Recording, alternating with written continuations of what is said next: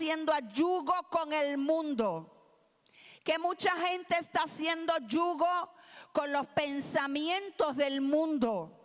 Hay mucha gente haciendo yugo con gente que no cree en el poder de Dios, pero tú si quieres operar en el poder de Dios, te digo, no hagas yugo con el mundo porque el resultado será infructuoso.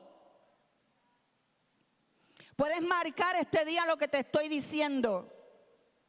El mundo tiene una agenda, ya te lo he dicho muchas veces. Y yo le dije al Señor, ¿por qué tengo que repetir lo mismo tantas veces?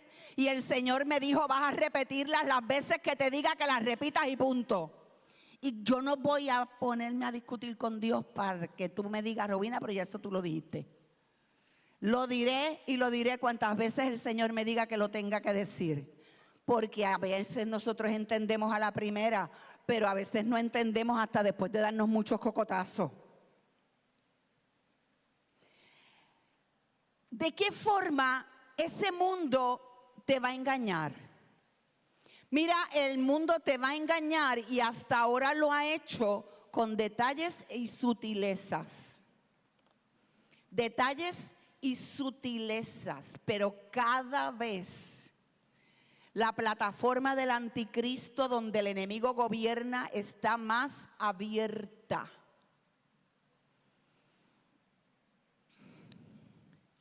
Yo sé que en Puerto Rico se practica la idolatría desde el tiempo en que los taínos vivían aquí. Eso no solamente vino con nuestra familia de África, sino que también vino con nuestra familia taína. Y aquí se practicaba la idolatría. Pero, el Señor me mostró actos de vudú practicándose, no solamente en Puerto Rico, sino en Ponce.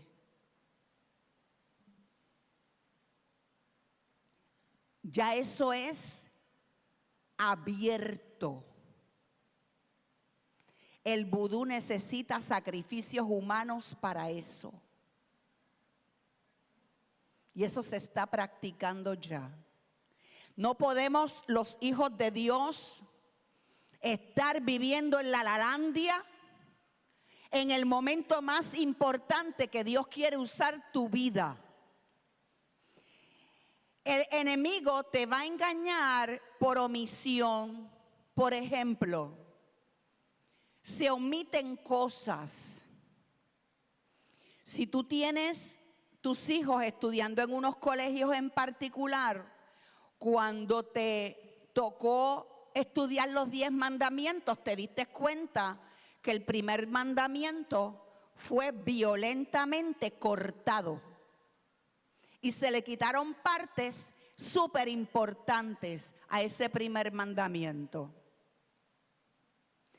El mundo te va a engañar con mentiras que si tú no tienes el don de discernimiento activo, te van a engañar y no te vas a dar cuenta. Si tu discernimiento está activo y tú estás pendiente, va a procurar engañarte con mentiras, pero tú vas a saber que lo que te está diciendo es mentira y no lo vas a recibir. Pero a veces la estrategia del enemigo es más sutil y es distorsión de la verdad. Y ahí ya no es tan fácil tú poder ver una mentira de una verdad. Te distorsiona una verdad y te la explica de manera diferente. Y cuando terminó de hablar contigo, tu cabeza todavía está analizando lo primero y ya te metió 3 embustes en la conversación y todavía tu cerebro está digiriendo. Wow, pero esto último que me dijo es verdad. Sí, pero lleva media hora mintiéndote. Injertando en esa conversación duda y confusión. Un ejemplo claro, cuando la serpiente le dice a Eva, con que Dios te dijo. Y lo que le dice es, con que Dios te dijo que no comas de ningún árbol. ¿Eso fue lo que Dios le había dicho a Adán y a Eva? No, pero se parecía. Sí, el Señor le dijo que no toques este árbol en particular. Pero ahí fue la serpiente y le dijo, con que Dios te dijo. ¿Es verdad que Dios le dijo? Sí. Que no coma, sí es verdad. De ningún árbol. Ahí estaba la mentira. Minimiza el pecado y el efecto. Esta es una estrategia en las iglesias demasiado violenta. Se minimiza el pecado y el efecto de ese pecado. Ay, no te preocupes si fulanito hace lo mismo y le va bien. Fulanito dice lo mismo y mire la pelota de ministerio que tiene. No importa que tú hagas esto, es pequeñito, nadie se va a enterar. Y si se enteran, vas y pides perdón a Dios y ya está. Con un abuso de la gracia terrible. Amado, yo creo en la gracia del Señor. Si no fuera por la gracia del Señor, ninguno de nosotros pudiera estar aquí, ni yo tampoco. Pero ha habido un abuso de la gracia del Señor. Si tú estás pecando pensando que después vas a pedir perdón, ya ahí no hay arrepentimiento, hermano. Porque lo estás haciendo adrede, con maldad, con la intención de hacerlo. Una cosa es que nosotros pequemos de vez en cuando y otra cosa es que hagamos del pecado nuestra costumbre. Pero cada vez más va a estar abierta el pecado ya sin engaño. Que te lo van a decir así, sin engaño, sin ningún tipo de engaño. Para que tú caigas, para que tú lo aceptes. O te ponen condiciones bien dramáticas. O firmas esto o te despido. O haces esto o te despido. O haces esto o te hago esto otro.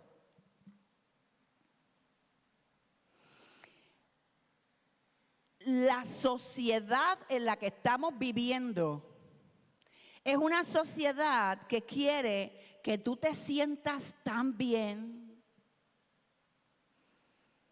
que no tengas estrés, que no estés triste, que no tengas que ver la Biblia, porque es que leer la Biblia da estrés. ¿A cuántos le da estrés leer la Biblia? A mí me da estrés leer la Biblia.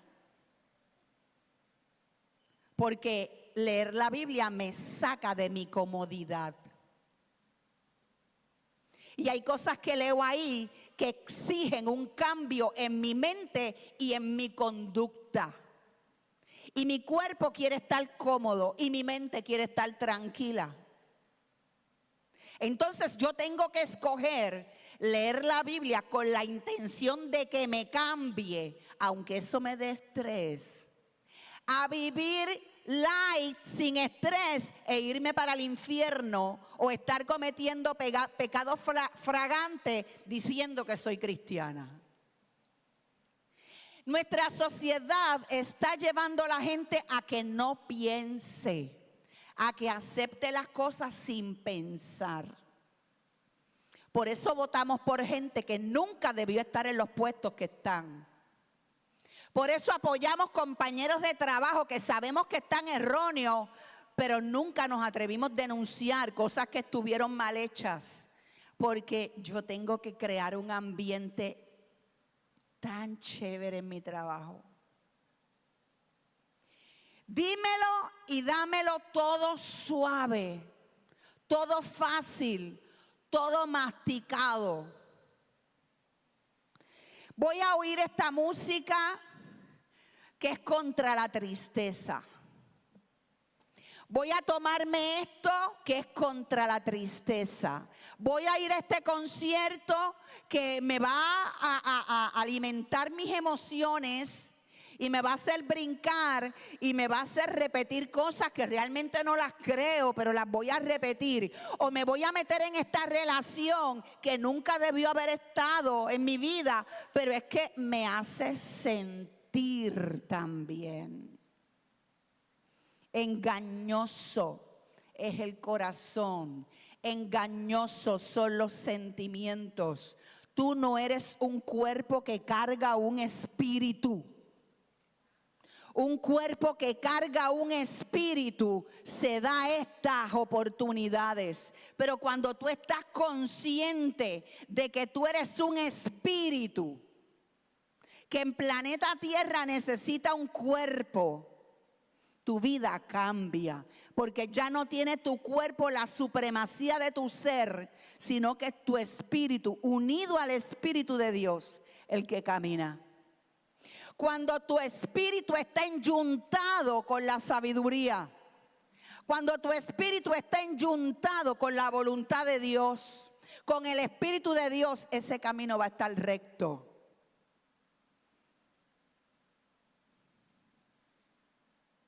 Esa actividad va a dar fruto correcto. Pero te repito, nuestra sociedad estará haciendo que los cristianos cada vez se sientan más cómodos. Y a veces nosotros caemos en ese jueguito también. Dios anhela una relación contigo. ¿Oíste? Pero Dios no anhela una relación contigo que sea tan frágil que se rompa de cualquier cosa. Y nunca la rompe Dios, el que la rompe eres tú. Dios anhela una relación contigo en la que tú estés tan claro del amor de Dios, de que Dios te ama, de que Él te escogió para cosas importantes en el tiempo y en la sociedad que te hizo nacer. Pero tenemos que estar claros que Dios quiere una relación conmigo, pero Dios y yo tenemos una naturaleza diferente. La relación entre Dios y yo no es una relación entre iguales. Él no es Diosito. Él no es Chuito. Yo he escuchado gente decirle a Dios Chuito, porque es el diminutivo o el apodo que se le pone a los Jesús. Chuito. Diosito mío. No, ahí el chiquito eres tú. En la relación de Dios y tú, el chiquito eres tú. ¿Estás claro con eso? ¿Te sientes incómodo? Tengo toda la intención de que esta palabra te haga sentir incómodo. Si después de salir de este lugar hoy, tú te estás muy cómodo, yo tengo que orar más. Jesucristo vino para darle al hombre la oportunidad de ser santo. ¡Qué maravilla! Jesucristo vino para darle al hombre la oportunidad de vivir en santidad, porque nuestra naturaleza pecaminosa no anhela la santidad de Dios, como el cerdo no le gusta que lo bañen. Hay animales que son antiagua. No les gusta que los bañen. Y los bañas hoy y corrieron al lodazar otra vez dentro de un ratito.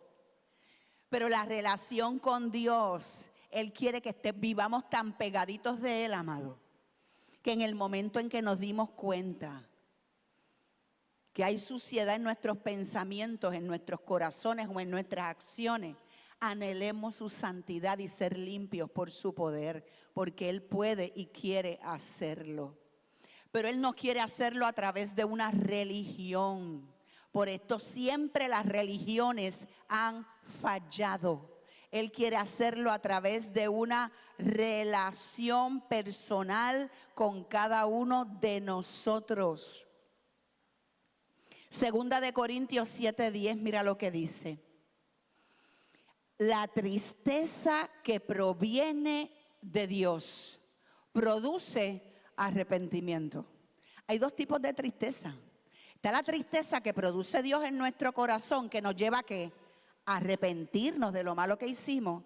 Y está la tristeza que produce el mundo y nos lleva a depresiones profundas con la intención de quitarnos la vida o quitarnos la eficacia en lo que Dios nos mandó a hacer. Y hace muchos años que evangelistas que Dios le dijo que eran poderosos están deprimidos con la depresión que da el mundo. Y en el nombre de Jesucristo, yo ordeno hoy a tu vida que te desembaraces de la tristeza del mundo. Que abortes la tristeza del mundo.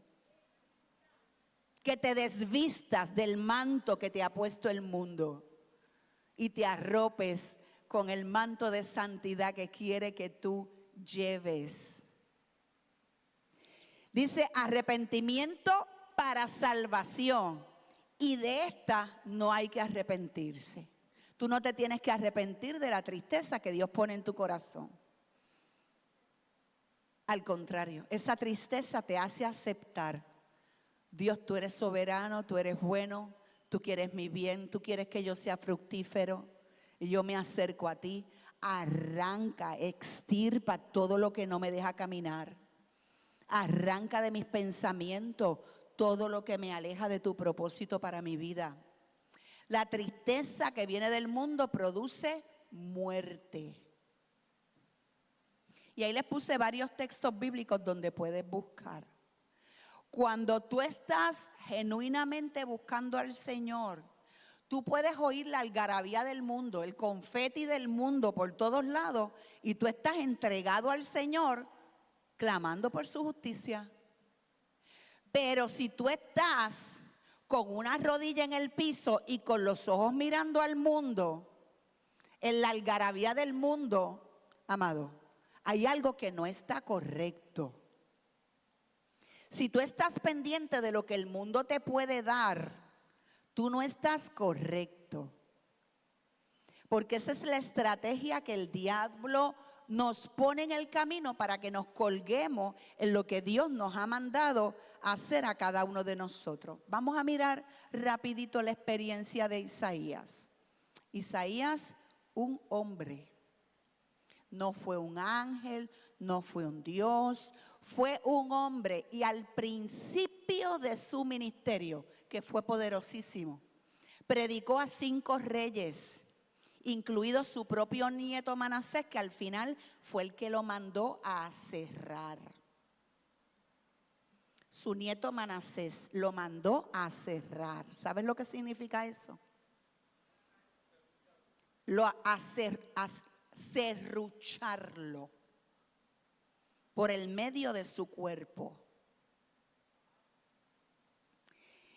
La experiencia de Isaías al principio de su ministerio, él de momento se da cuenta de que Dios lo ha llevado delante del trono, y él ve allí al Señor alto, sublime, su presencia lo abarca todo, y él está maravillado con lo que está viendo. Muchas veces, amado, Dios te deja ver las maravillas de lo que quiere hacer contigo. Muchas veces no ves el proceso. Tú eres un gusano y ves las mariposas volando. No ves las orugas en los palos, ves las mariposas volando, para que anheles eso. Isaías reconoce la santidad de Dios. Santo, santo. Los ángeles están gritando santo, y él se hace eco de eso. Está viendo los serafines, los ángeles. Está viendo la maravilla del trono de Dios. Inmediatamente se dio cuenta de algo. Aquí hay algo que no es como lo demás. ¿Se acuerdan esa, verdad? Aquí hay una cosa que no es como las otras. Es diferente de todas las demás. ¿Y qué era lo que había diferente allí? Isaías mismo. ¡Qué fuerte! Isaías mismo no estaba congruente con el cielo. Él anhelaba servirle a Dios. Había un anhelo en su corazón, pero él era diferente. Soy diferente. Estoy lleno de culpa. Estoy lleno de pecado, de malos pensamientos. El Señor dice: hay una necesidad. Estoy buscando un profeta para que hable. Y él se mira a sí mismo y dice, yo no puedo. No puedo. ¿Quién hizo eso con anterioridad? Moisés. Yo no puedo. Yo no puedo hacer esto. ¿Quién hizo eso con anterioridad? Montones de profetas, de jueces. Gedeón, Jefté. Yo no puedo. Sansón, no puedo. Yo no puedo. Pero de momento, el Señor da la orden. Escucha, el Señor da una orden. Y viene un ángel y toma fuego del altar. Y con ese fuego del altar le toca la boca a Isaías. Y le dice, esto remueve tu culpa y tu pecado. Y ahí Isaías abrazó el perdón, abrazó la misericordia de Dios, pero contestó a la pregunta que Dios había hecho. ¿Quién irá por nosotros? El alto y sublime, que no necesita a nadie, que tiene allí ángeles, arcángeles, poderosos, dice, tengo un trabajo para hacer. Escucha, el alto y sublime dice, tengo un trabajo para hacer. Y el cielo se quedó callado hasta que uno perdonado, redimido y limpiado dijo, yo iré. El Señor dijo, ¿quién irá por nosotros? Dice la palabra, no fue Dios, fue Elohim. Elohim es el mismo nombre que se usa en la Trinidad, el mismo que se usó cuando se estaban creando los cielos y la tierra. Dice, ¿quién irá por nosotros?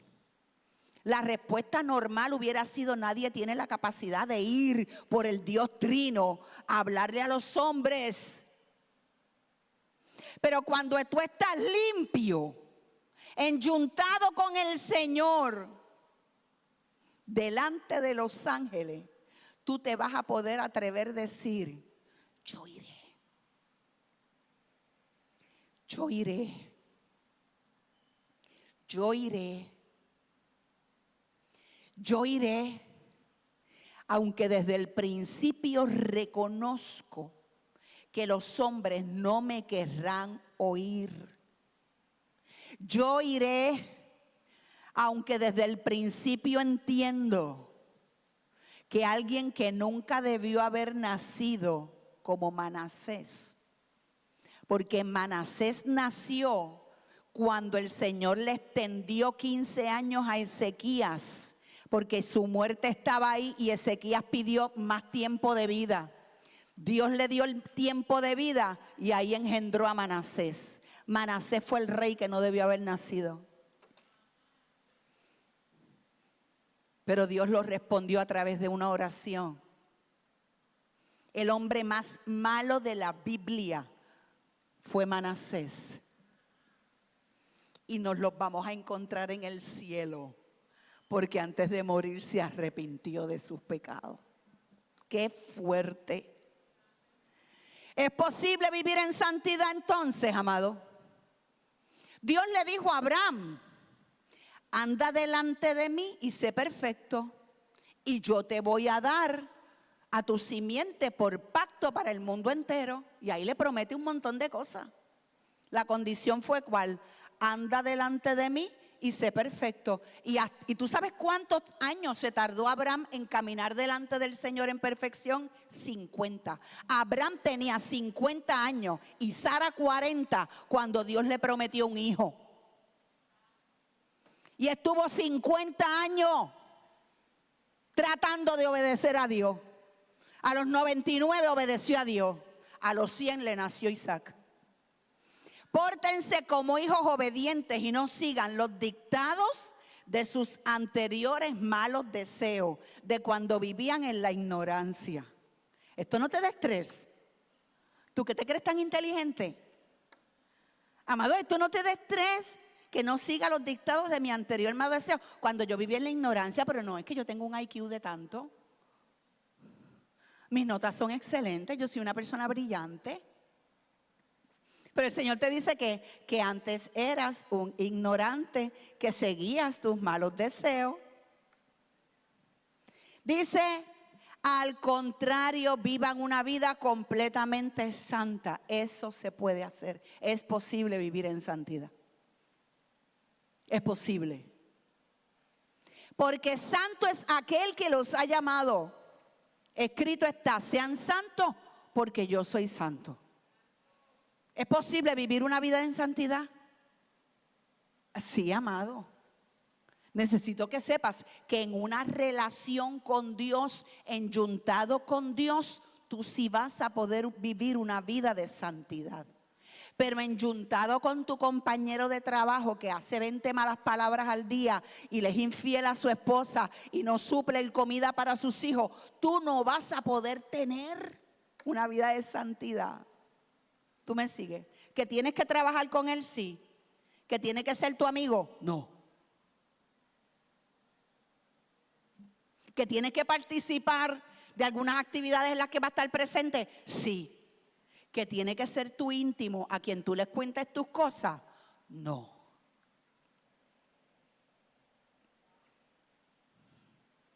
Hay una corriente filosófica diabólica que se llama agnosticismo. El ateo niega a Dios. Ateo. Niega a Dios. El ateo niega a Dios. Pero las iglesias no están llenas de ateos. Las iglesias están llenas de agnósticos.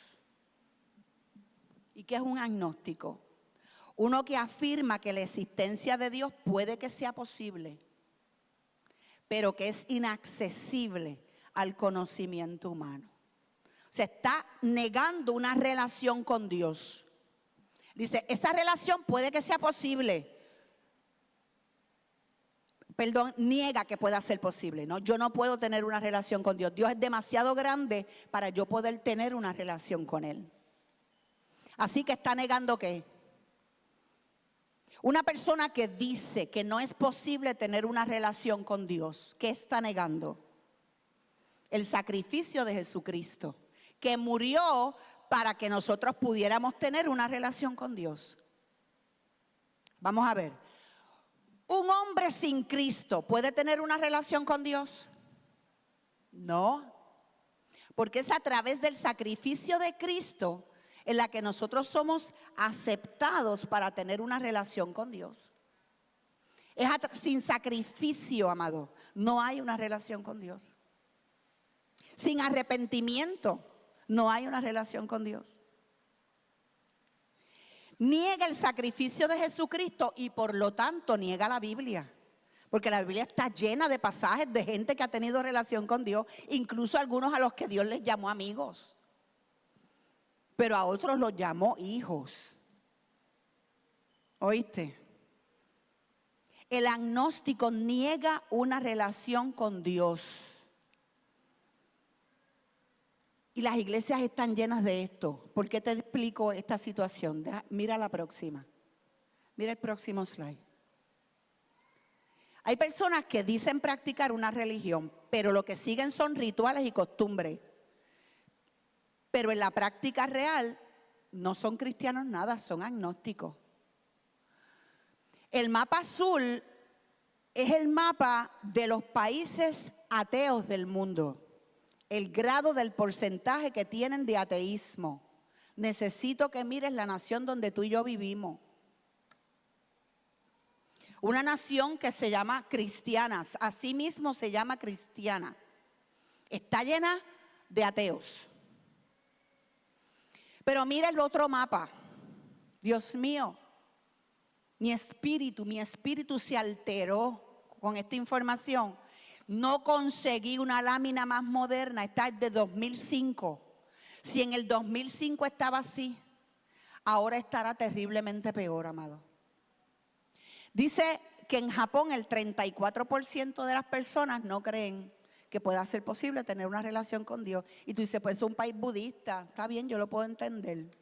Tailandia, Corea del Sur, pero España el 17%. Y estoy hablando de los que se llaman a sí mismos cristianos. No te estoy hablando de los ateos. De los cristianos, el 17% realmente niega que una relación con Dios pueda ser diferente. España, que es un país que Dios quiere usarlo para la evangelización mundial. Mire estos países: Suecia, Reino Unido, Bélgica, Francia, Polonia, Alemania, Hungría, Países Bajos, Australia, Canadá, Estados Unidos. Necesito que entiendas algo. Son países que anteriormente Dios los usó para exponer el evangelio al mundo. Creadores de libros, creadores de Biblias, gente que dio su vida para que el evangelio fuera expuesto al mundo y a otras generaciones, nacieron en estos países que yo te mencioné ahora. Países cuyo don redentor es el evangelístico, como Colombia, Argentina, Brasil, Estados Unidos, Corea del Sur.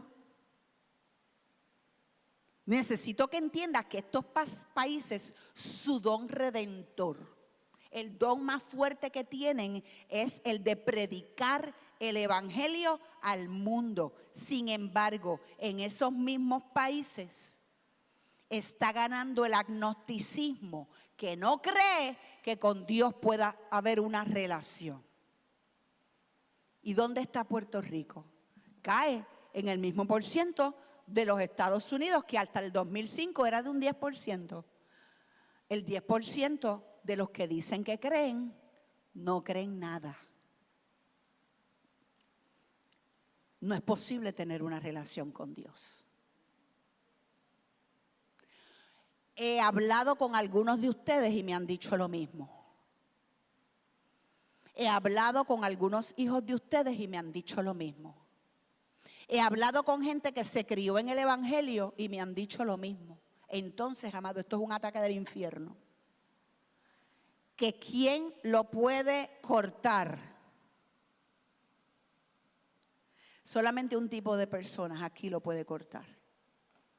Y es aquellos que están dispuestos a dar aún su vida por predicar ese evangelio, aunque les cueste la vida. Pero tendrían que ir en cómo, contra una sociedad que te dice: no vivas en estrés, cógelo suave, no quiero que estés triste, quiero que estés relax, tómate esto para que estés relax. Que estás llorando porque, que tú estás llorando porque está muriendo gente en Sudán. Que tú estás llorando porque hay gente que está muriendo en Nigeria. Que tú estás orando por eso. Ay, no seas bobo. Pero es que ellos no entienden que el Espíritu Santo está hablando a través de ti con gemidos indecibles para darle fortaleza a aquellos que están muriendo allí por la causa de Cristo. Gente que tú no conoces, pero que en el cielo los vas a conocer. Dale al próximo. Cuando una nación está tan débil en sus convicciones cristianas, está bien susceptible a una invasión musulmana. Bien susceptible. Se te acercan con un cuchillo y te dicen: ¿cree o te mato? No, está bien, yo creo. Yo no quiero estrés, está bien, yo creo. Y tú por dentro dices: yo no creo nada. Pero en la práctica dijiste: yo creo. Y tus hijos vieron que su padre dijo: yo creo. Y tu sociedad vio que tú flaqueaste y dijiste: yo creo. Aquella es una lámina de una mezquita en algún lugar, pero la que les queda a ustedes a la izquierda es en Puerto Rico. Cada vez más grande, cada vez más extensa.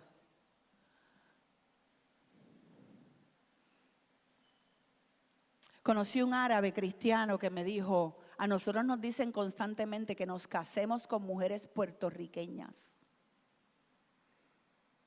para que podamos entrar más fácil a los Estados Unidos con ciudadanía. De hecho, él estaba casado con una mujer puertorriqueña cristiana y se convirtió a Cristo, gloria del Señor. Pero esa era la estrategia. Y vámonos a vivir a Texas y vamos a conseguir trabajo en una de estos negocios de petróleo. ¿Ustedes se dan cuenta de la estrategia? Debilito tu fe, enflaquezco tu fe, callo a los evangelistas y hago después con tu país lo que me dé la gana. Esa es la estrategia del diablo para nuestra generación. Y aquí nosotros como padres enseñándole a nuestros hijos, ay mi amor, cede, no estés en estrés por nada. En vez de decirle, pelea y milita por tu fe. No aceptes lo que sabes que no está bien. Mantente firme en tus creencias. A cualquier costo. Salmo 51:2, qué fuerte este salmo. No, al que no le des estrés leyendo este salmo. Si este es para tirarte en el piso a llanto vivo. Yo la primera vez que lo oí tenía 8 meses de embarazo.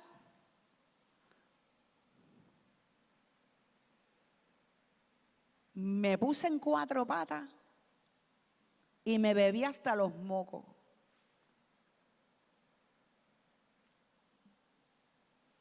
Lávame más y más de mi maldad. Límpiame de mi pecado. Reconozco. ¡Wow!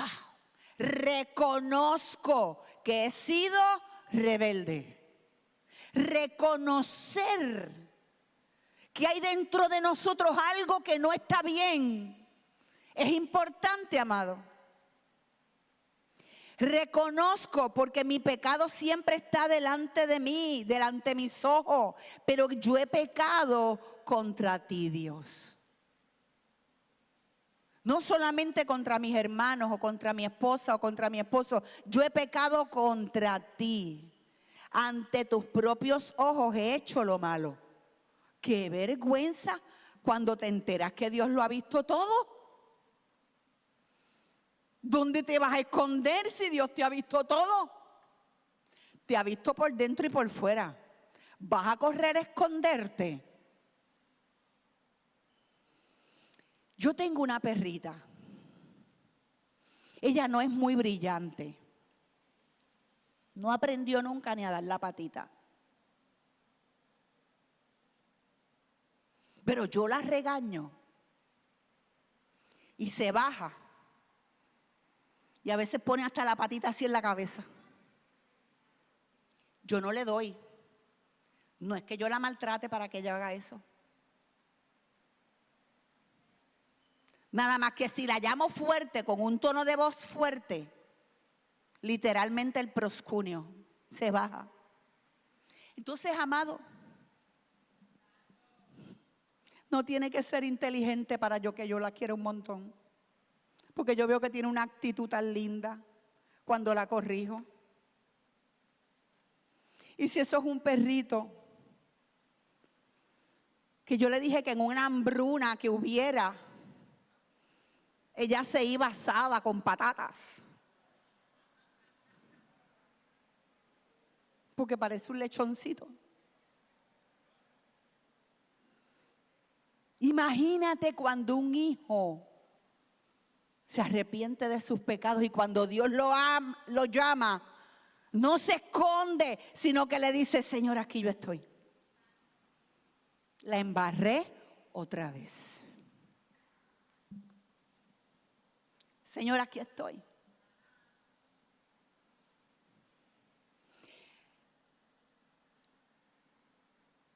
Demuestra eso, que tú eres justo, que tu juicio es implacable, pero mírame, mírame, Señor, mírame. Yo fui formado en la maldad. Mi madre me concibió en pecado. No es que todas las madres conciban en pecado, es que la mamá de David no era la esposa principal de Isaí. Por eso sus hermanos lo rechazaban y por eso cuando invitaron al profeta a la casa, a él lo dejaron sin bañarse ni nada, ya cuidando las ovejas. Y solamente estaban en la casa, ¿quiénes? Los hijos mayores de Isaí. Mírame, tú amas la verdad en lo íntimo. Haz que en lo secreto yo comprenda tu sabiduría. Ese es el corazón que nosotros tenemos que tener, amado. Señor, haz que yo pueda comprender tu sabiduría, que en lo secreto, aquí tú y yo, escondido, yo pueda comprender sabiduría. Purifícame con hisopo y estaré limpio. Lávame y estaré más blanco que la nieve, Dios mío. Crea en mí un corazón limpio. Renueve en mí un espíritu de rectitud. Y por ahí sigue hablando Salmo 51. ¿Cuántos se han enfrentado con el Salmo 51 en su vida? Qué poquito, menos de 5 personas. Necesitamos enfrentarnos con este salmo que nos trae corrección y esperanza. Corrección y esperanza para nuestras vidas. Una joya del Evangelio. Jesús muere. Jesús resucita. Y dice que finalmente se le apareció a los 11 mismos. Porque ya Judas había muerto y están los 11 apóstoles. ¿Cómo estaban? Sentados a la mesa en un lugar sellado, cerrado. Dice, ellos estaban allí mismo sentados y les reprochó su incredulidad y su obstinación porque no habían creído a los que lo habían visto resucitado. María Magdalena y varias mujeres fueron y le dijeron, mira, el maestro resucitó, nosotros lo vimos, y él no le creyeron. No le creyeron a las mujeres. Así que se fueron y se escondieron. No creyeron lo que Jesús les había dicho que iba a ocurrir después que él muriera. Y él les dice, vayan por todo el mundo y prediquen el evangelio a toda criatura.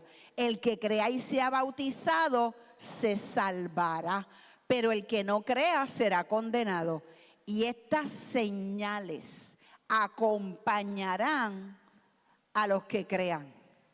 En mi nombre expulsarán demonios, hablarán nuevas lenguas, tomarán en sus manos serpientes, y si bebieren algo venenoso no les hará daño. Además pondrán sus manos sobre los enfermos y estos sanarán. Ahorita vamos a desmenuzar esto uno a uno.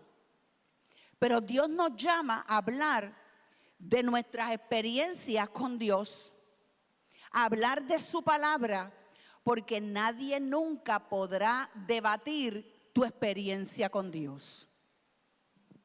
¿Oíste?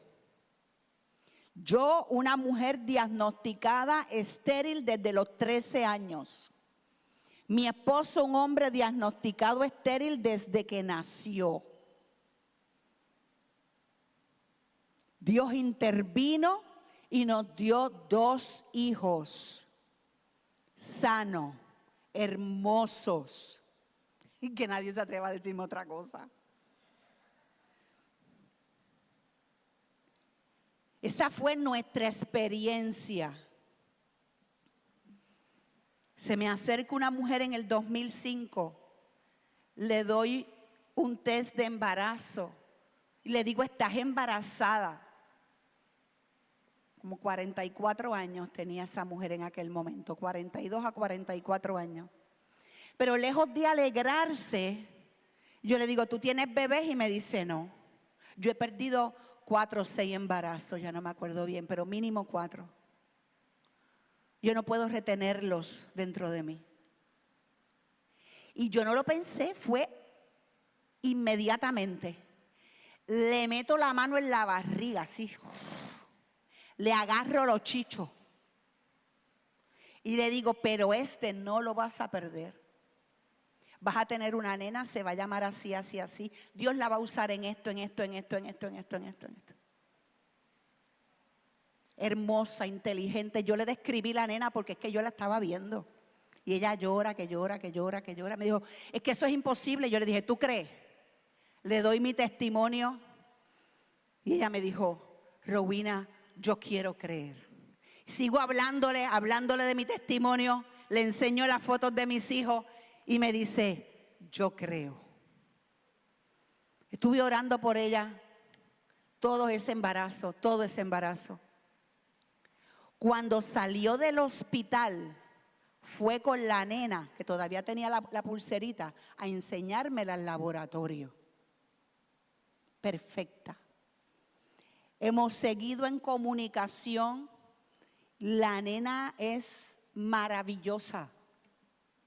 Maravillosa. No digo sus nombres, pero la nena Dios la usa maravillosamente, amado.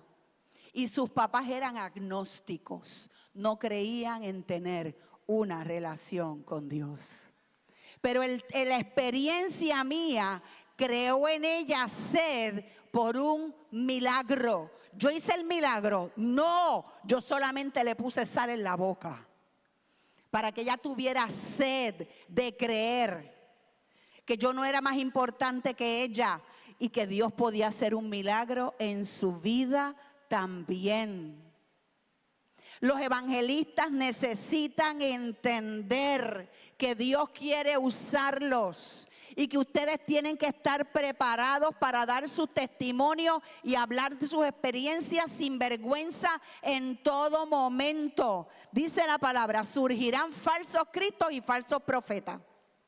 Harán grandes señales y prodigios, de tal manera que de ser posible engañarán incluso a los elegidos. Ahora necesito que entiendas esto. Lee con entendimiento. ¿Qué dice ahí? Surgirán falsos cristos. Así ¿por qué surge un falso Cristo? Porque hay un Cristo verdadero. ¿Por qué surgirán falsos profetas? Porque hay profetas verdaderos. Habrá gente haciendo señales y prodigios. Los evangelistas falsos. Habrán evangelistas falsos haciendo milagros, señales y prodigios para engañar. ¿Por qué eso es posible? Porque habrán evangelistas haciendo milagros, señales y prodigios, no para engañar, sino para atraer a los hombres al corazón de Dios. Dios estará usando a su iglesia en sanidades, prodigios y señales de una manera sobrenatural. ¿Cuándo? Ahora. ¿Cuándo? En este tiempo. ¿Cuándo? Ahora mismo. Entonces lo falso se levantará. ¿Cuándo lo falso se levanta? Cuando se da cuenta que hay algo verdadero que está siendo promovido por Dios. Se levanta lo falso para confundir. Pero la iglesia, amado, se va a levantar glorificando a Jesucristo. ¿Cuándo? Ayer. Ya está ocurriendo, ya está sucediendo. Dale allí, por favor. Jesús le dijo una vez más. ¿Se acuerdan que había entrado Jesús donde estaban los 11? Jesús le dijo una vez más, la paz sea con ustedes. Así como el Padre me envió, también yo los envío a ustedes. Y habiendo dicho esto, sopló y les dijo, reciban el Espíritu Santo. A quienes ustedes perdonen los pecados les serán perdonados, y a quienes no se los perdonen no les serán perdonados.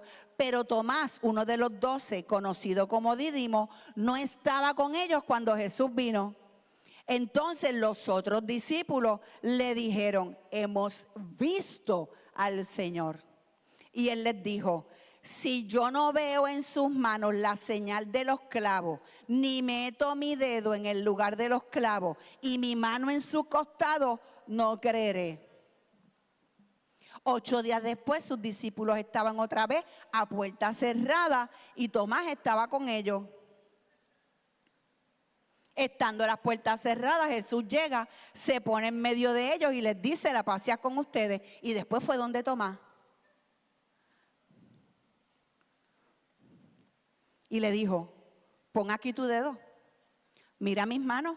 Acerca tu mano. Métela en mi costado. No es que la tocara, es que metiera la mano en el costado. No seas incrédulo, sino creyente. Entonces Tomás respondió y le dijo: Señor mío y Dios mío. Y Jesús le dijo: Tomás, has creído porque me has visto. Bienaventurados los que no vieron y creyeron. ¿Tú has visto al Señor? ¿Tú has visto su llaga? ¿Tú la has tocado con su dedo? ¿Tú has metido tu mano en el costado de Jesucristo? ¿Quién lo ha podido hacer? Porque a veces hay gente que Dios le da experiencias sobrenaturales. ¿Quién ha podido hacer eso? Entonces nosotros somos del clan de los bienaventurados. Nosotros somos del clan de los que tienen más fe que Tomás. Pero tú sabes a dónde llegó Tomás: a la India, a predicar el evangelio. Porque habían poblaciones judías en la India que se habían ido allí para el tiempo de la dispersión hacía cientos de años. El mismo grupo de judíos que está llegando a Israel en estos días, mientras tú y yo estamos aquí sentados. ¿Ustedes me siguen? ¿O soy yo nada más la que tengo aquí todos los pelos parados? El Señor te dice: bienaventurado. Venturado es que tienes bendiciones, pero bienaventurado es que no las puedes ni contar. Y tú y yo hemos creído. Entonces somos del clan de los bienaventurados. Estas señales, le dijo el Señor, seguirán a los que creen. Ve acercándote, Sandra. En mi nombre, dice, en mi nombre expulsarán espíritus malignos. Un espíritu maligno se opone a lo que Dios quiere hacer contigo. Un espíritu maligno se opone a lo que Dios quiere hacer contigo. Pero el Señor te está diciendo: si tú crees en mí, en ti va a ser hecha una señal, que tú vas a orar y el demonio se va a ir. Él no va a prevalecer contra ti. Sin embargo, ¿qué es lo que ocurre? Que cuando hay una manifestación demoníaca, muchos cristianos se van corriendo por las puertas, porque las ventanas, como que algunos quisieran irse por las ventanas. Que no me lo han contado, que yo lo he visto.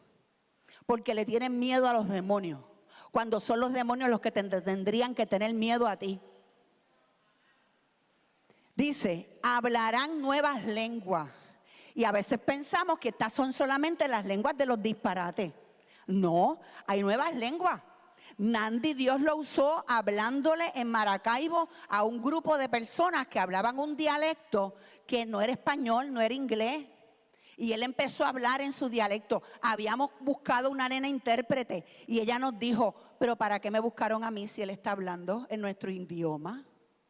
Para Nandi eran disparates, pero para ellos era su propio dialecto. Tomarán en las manos serpientes. ¿De qué me habla esto? Que seremos una generación sin miedo. Cuando tú escuchas hablar de serpientes, te da susto. Y más si piensas en las pitones reticuladas que hay ahora mismo. Yo en mi casa tengo un machete preparado. Yo sé dónde está. Y si me encuentro una pitón reticulada en mi patio y se quiere comer a mi perrita, como si fuera un lechoncito, yo la voy a picar en cantos, porque no le tengo miedo. Pero si tú estás con tu boca: ay, que yo le tengo miedo a los lagartijos, es que yo le tengo miedo a esto, que yo le tengo miedo a aquello. Yo le tenía miedo a todo eso, pero ahora Cristo está en mí. Y el Señor no tiene problemas viviendo dentro de mí de hacerme valiente, de hacerme atrevida y de ir en contra de todo lo que yo le tenía miedo. El Señor te da una sabiduría, una valentía sobrenatural. Por eso puedes tomar las cosas que de forma natural te daría miedo tomarlas. Dice Si bebieren algún veneno mortífero no les hará daño. Y esto a mí de lo que me habla es de la gente que te quiere hacer daño. Porque un veneno es algo que alguien trae para dañar tu vida, para contaminar tu cuerpo. Entonces el Señor dice, vas a poder resistir los ataques del infierno contra tu vida. El diablo no te va a poder hacer frente. Tus miedos antiguos no te van a poder hacer frente. Tus enemigos naturales no te van a poder hacer frente.